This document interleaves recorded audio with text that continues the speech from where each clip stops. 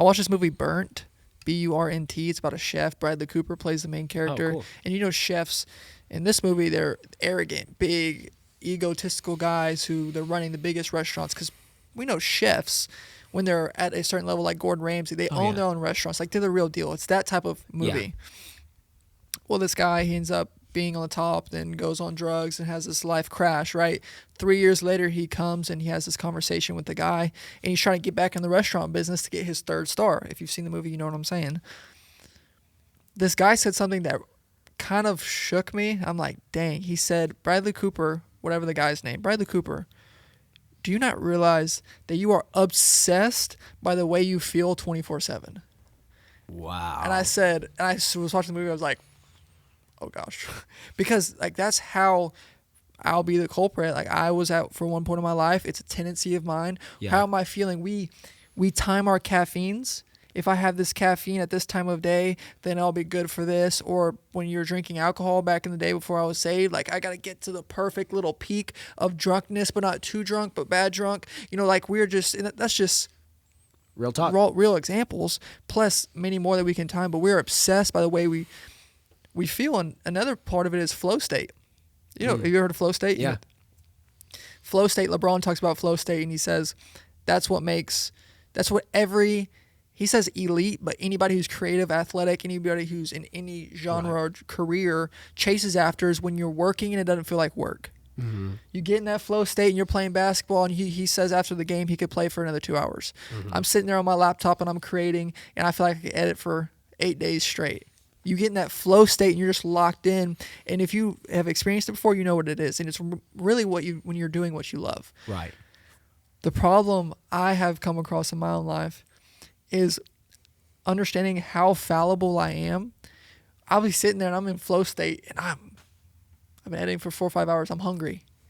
Gosh, like why am I hungry? God, I just want to stay in this moment forever. Or God, I'm tired. Or God, I drink my caffeine and I'm locked in for a while, but then I get tired because you only have 4 to 5 hours of mental capacity per day, and then your mind gets tired because we're not God. We're bound by human flesh. We're about the sin.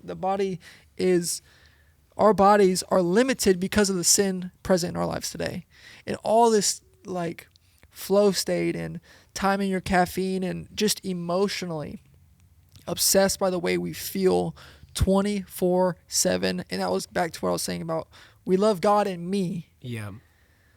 And I don't know. It was just a thought I had. That was a real rough thought, abstract thought. I think you hit it. You are obsessed with how you feel 24/7. And that's a horrible place to live. I mean, ultimately, again, it is you worshiping your feelings. It's you worshiping your own existence. And at that point, your Bible time, your time with the Lord is subject to however you feel. Like, do I feel like doing it? Do I not? And that's why most of the time, if the only thing the enemy has to do is jack with some chemical reactions in your brain to get you to not be faithful to the Lord, you're an easy target. Some people will be like, what's wrong with me? You haven't eaten all day. Right. Why am I depressed? Your health is absolutely horrid. Yes. You haven't worked out in 2 weeks. You haven't seen the sun in 3. And health is so much bigger than, cellulite and fat and muscle, okay? There is a cellular health, right? And that's one of the things my wife is constantly educating me on. My wife is crunchy, okay? If you don't know what crunchy is, think granola. And then you went past granola. It's the inner circle of granola. Yeah, it's the inner circle. She is in the inner circle. And slowly but surely, she is beckoning me, wooing me, seducing me into that inner circle, okay? She is leading me there quickly, right? Would you elaborate on what crunchy is? Yes, crunchy is basically just like you're all about everything's organic. I mean, we have an organic mattress, right? It's not just organic food. It's like organic stuff. Like anything that because your skin is your largest organ, right? So you want the things that go on your skin to be organic and not have a ton of toxins and stuff. Don't laugh, okay? I'll have to punch you on behalf of my wife. I'm joking. But I think health has so much more to do than just your physical appearance, right? It's more than biceps. It's more than pecs. It's more than glutes. It is on a cellular level. Are you actually taking care of your temple? Are you supporting yourself? Funny to say, my cholesterol is slightly elevated. Really? Because I eat so much French fries. And French fries are fried and probably the worst thing possible on your planet to eat. But let me say this one thing. Talking about what you're saying about quality of life. Yeah.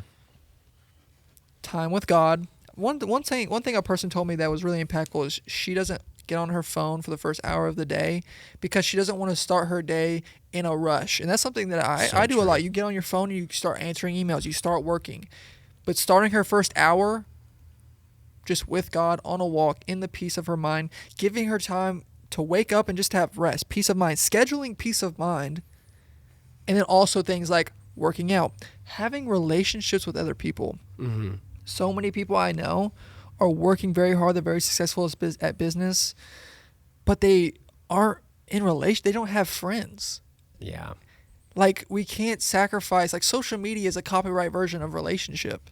That's, you know what I'm saying? Like, you got to get out there and meet people, have real experiences in real life, and that is sucking the life out of you. Even me, like, I'll be in my editing cave for a while, and I'll be like, I don't feel good. I need to go hang out with people. Like, I need to get out of my cave and go see people, because all of these things add up to a healthy lifestyle: working out, peace of mind, getting in the Word, right.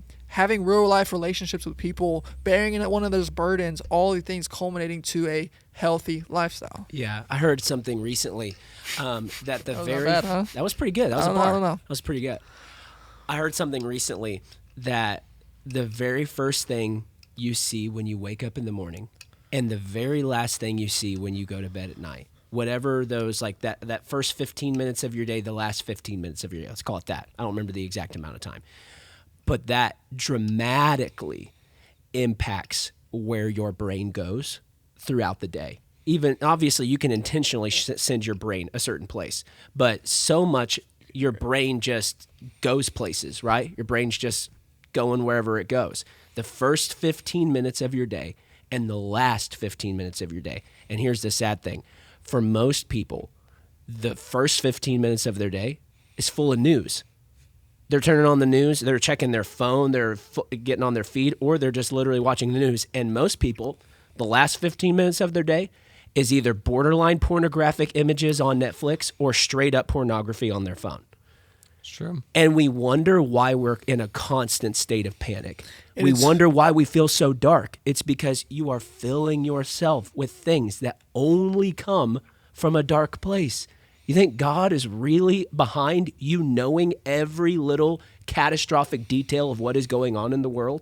I mean, that honestly, I'm a big proponent of, I do not think human beings are supposed to know about every catastrophe and crisis that goes on in the world.